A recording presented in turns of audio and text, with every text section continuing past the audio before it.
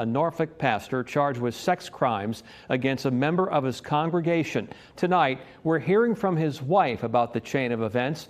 Troy Edwards is pastor at Greater Emmanuel Ministries. An indictment reveals the allegations against Edwards go back several years. His wife, who's also a minister, talked only to Michelle Wolf about what she told the alleged victim. 57-year-old Pastor Troy Edwards was escorted out of his church 2 days ago by Norfolk police.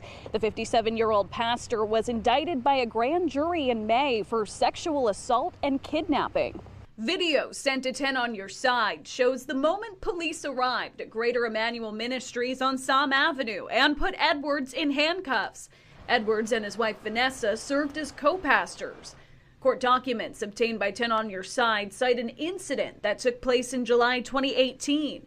On May 1st, 2024, a grand jury charged Edwards with sexual penetration of a person who was not his wife and of kidnapping with the intent to defile. These are serious allegations against your husband. Yes, it is. How are you handling that? Not very well. Of course, disturbed about it.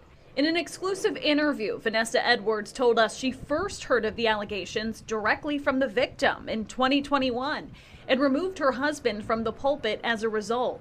Did you talk to your husband about it when I they did. came to you? And what did he say? I did. He didn't deny it. He didn't deny the fact that that he spoke to her out of turn. But as far as anything else, he didn't say he did. So, like I said, I wasn't there. I don't know. Edwards told us she felt betrayed by the family who pressed charges. They were one of the best families in my ministry. They really were. And that's what hurt so bad. 2 years you said that he was making passes at you. My opinion about it is I feel like you should have stopped it from the very beginning. Do you think your husband is capable of what they're alleging he did? No, I don't. Edwards is currently being held without bail. In Norfolk, Michelle Wolf, 10 on Your Side. The church system is always going to be a joke.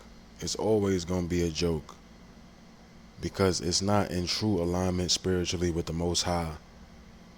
They don't follow the commandments. They don't really teach the scriptures.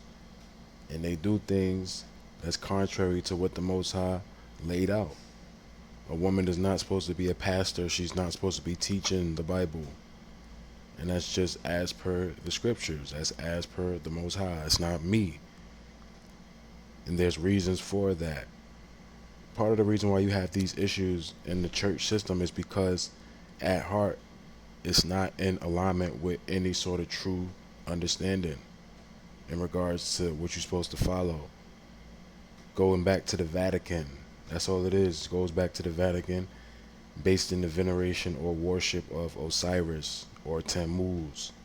That's what the church system is really about, the Christian church system. Doesn't have anything to do with following Yahushua in true sincerity. So this is why these type of stories happen where you have co-pastors, and most likely the wife is in agreement with it just when it comes to what was going on.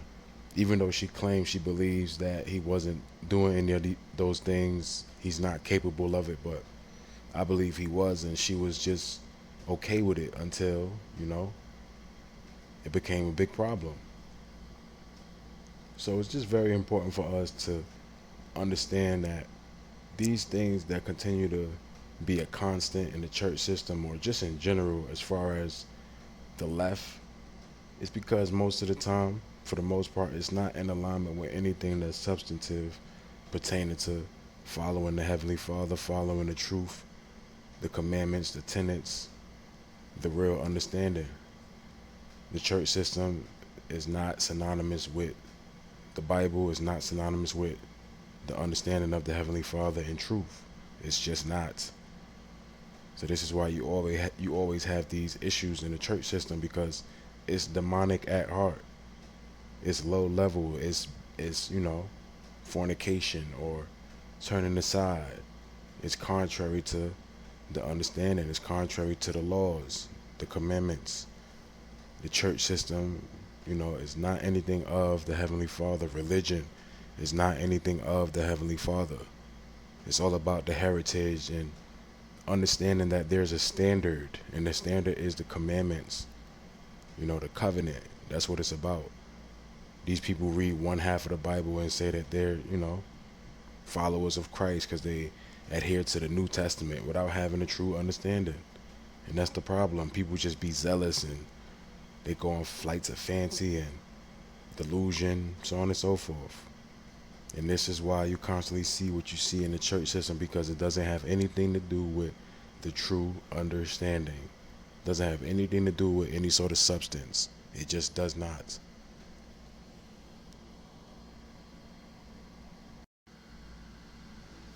First Corinthians chapter 14, starting at verse 31. For ye may all prophesy one by one, that all may learn and all may be comforted. And the spirits of the prophets are subject to the prophets. This is around the time of prophecy, around the time where it was day. We live in the time of the night. Pursuant to Micah 3 and 6, as well as 1 John. I believe that's 1 John in the 4th chapter. I know Micah 3 and 6 also gives you that understanding of the time where right now we're not in prophetic times. We're in the time of the fulfillment of what was already prophesied back in antiquity, right? For the Most High is not the author of confusion, but of peace, as in all churches of the saints. Going up in the spirits of the prophets are subject to the prophets. For the Most High is not the author of confusion, but of peace, as in all churches of the saints. Let your women keep silence in the churches. So it's very important for us to understand these scriptures. They don't apply to the Christian church. The Christian church don't follow this. They have female pastors. They don't adhere to certain concepts and understanding when it comes to the commandments. They just don't. So at the end of the day, these people, they can't say they love God. These people, they can't say they follow Christ because they don't follow the commandments. The woman is not supposed to be a pastor. She's driven by emotion. She's compromised because of the fact that, she bleeds every month. The Most High created her in a certain way. The Most High works through the man. He speaks to the man. The woman learns from the man. That's just how it is. Let your women keep silence in the churches, for it is not permitted unto them to speak, but they are commanded to be under obedience, as also saith the law. And if they will learn anything, let them ask their husbands at home. For it is a shame for women to speak in the church. What came the word of the Most High out from you? Or came it unto you only? If any man think himself to be a prophet or spiritual, let him acknowledge that the things that I write unto you are the commandments of the Lord. It's the commandments of the Most High, the Heavenly Father. That's just what it is. But if any man be ignorant, let him be ignorant. Right? And that's the problem with this world. The problem with this world is the ignorance. Everything stems from not knowing, not having the knowledge, or not having as much knowledge as you should when it comes to things that you should be elucidated by, or that you should have an understanding of, as opposed to a misunderstanding, being impressed by misinformation, being impressed by delusion.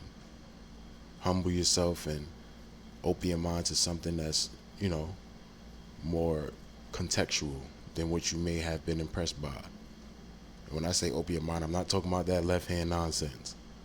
I'm talking about humble yourself to things that you may not know.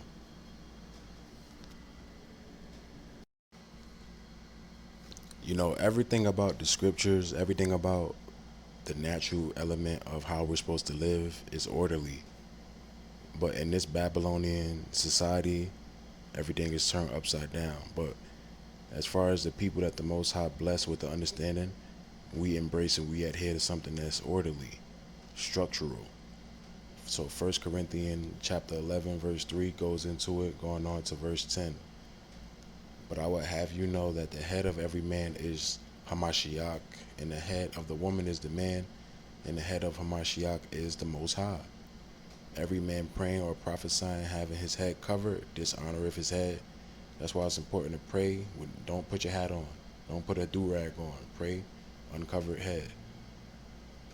But every woman that prayeth or prophesieth with her head uncovered, dishonoreth her head, for that is even all one as if she were shaven. That's why when it comes to like other religions, you see most of these women with their head covered because it comes from the tenets of the scriptures. For if the woman be not covered, let her also be shorn. But if it be a shame for a woman to be shorn or shaven, let her be covered. For if a man indeed ought not to cover his head, for as much as he is the image and glory of the Most High, but the woman is the glory of the man. The woman is the glory of the man, but in this society, pretty much upside down.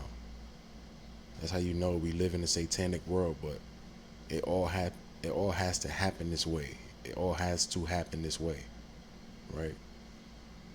For the man is not of the woman, but the woman of the man. Neither was a man created for the woman, but the woman for the man. For this cause ought the woman to have power on her head because of the angels.